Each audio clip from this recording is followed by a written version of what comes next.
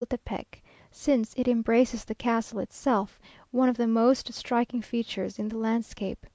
But just as the sun sunk behind the mountains, a sudden change took place in the weather.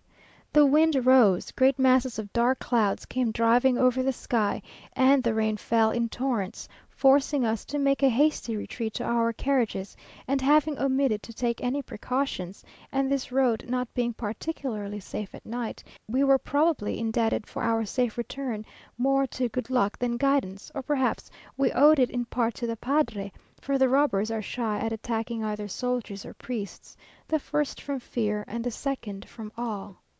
Talking of robbers and robberies, rather a fertile theme of conversation, Señor told me the other day that, in the time of a former president, it came to pass, that a certain gentleman went to take his leave at the palace previous to setting off for Vera Cruz.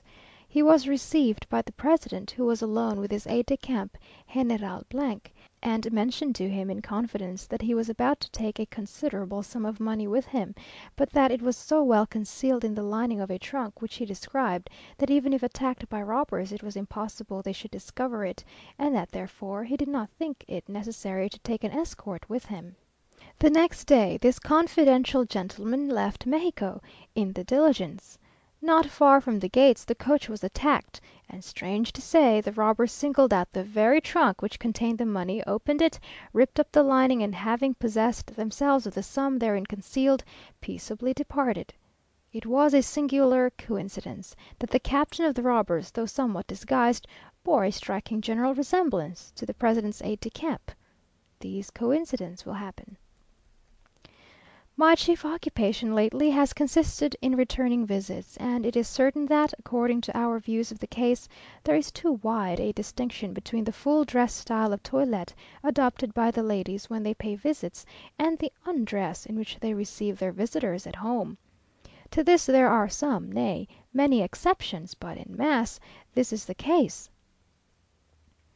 On first arriving from the United States, where an ugly woman is a phoenix, one cannot fail to be struck at the first glance with the general absence of beauty in Mexico.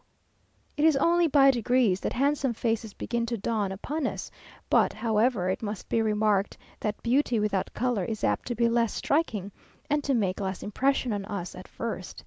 The brilliant complexion and fine figure of an Englishwoman strike every one. The beauty of expression and finely chiselled features of a Spaniard steal upon us like a soft moonlight; while a Frenchwoman, however plain, has so graceful a manner of saying agreeable things, so charming a tournure, such a piquant way of managing her eyes and even her mouth, that we think her a beauty after half an hour's acquaintance, and even lose our admiration for the quiet and high-bred, but less graceful Anglaise. The beauty of the woman here consists in superb black eyes, very fine dark hair, a beautiful arm and hand, and small well-made feet. The defects are, that they are frequently too short and too fat, that their teeth are often bad, and their complexion not the clear olive of the Spaniards, nor the glowing brown of the Italians, but a bilious looking yellow. Their notion of inserting the foot into a shoe half an inch shorter, ruins the foot, and destroys their grace in walking, and consequently in every movement. This fashion is, fortunately, beginning to fall into disuse. It is therefore evident that when a Mexicana is endowed with white teeth and a fine complexion, when she has not grown too fat, and when she does not torture her small foot to make it smaller, she must be extremely handsome. The general carelessness of their dress in the morning is, however, another great drawback to beauty. A woman without stays, with uncombed hair and riboso, had need to be very lovely if she retain any attraction at all. This indolence, indeed, is growing out of fashion, especially among the younger part of the community, owing perhaps to their more frequent intercourse with foreigners, though it will probably be long before the morning at home is not considered a privileged time and place for déshabillé. Notwithstanding, I have made many visits where I have found the whole family in a perfect state of order and neatness, but I have observed that there the fathers, and what is more important, the mothers had travelled in Europe and established a new order of things on their return. Upon the whole, the handsomest women here are not Mexicans, that is, not born in the capital, but in the provinces.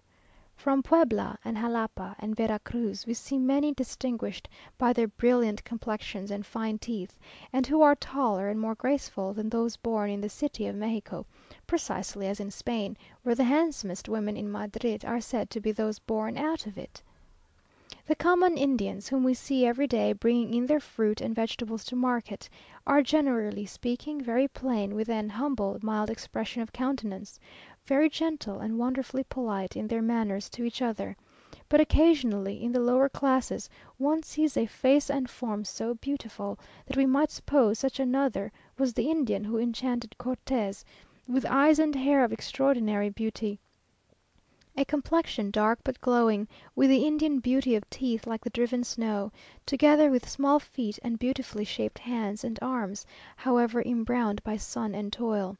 In these cases it is more than probable that, however Indian in her appearance, there must have been some intermarriages in former days between her progenitors and the descendants of the conquerors.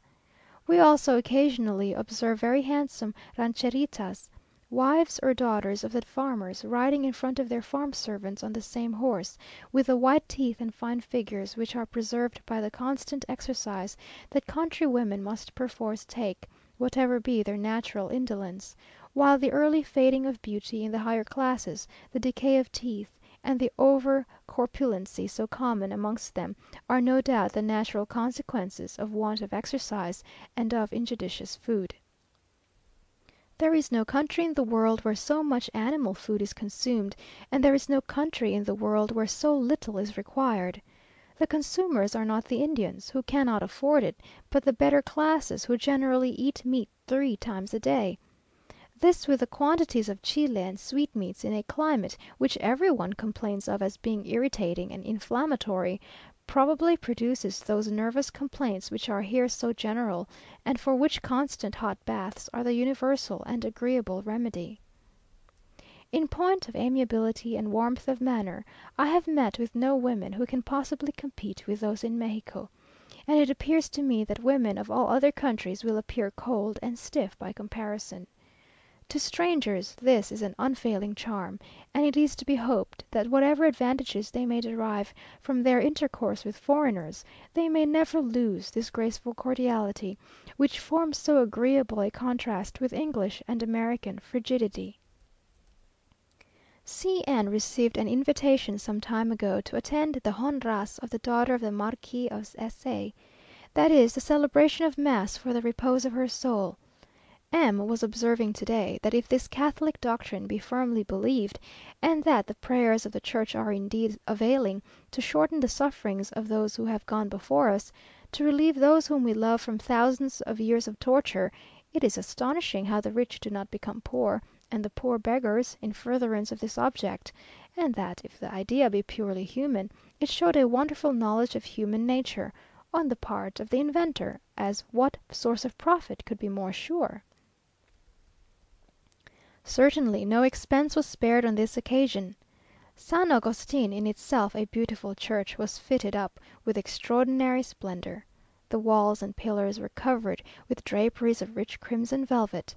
Innumerable wax candles were lighted, and an invisible band of music played during the intervals of the deep rolling organ.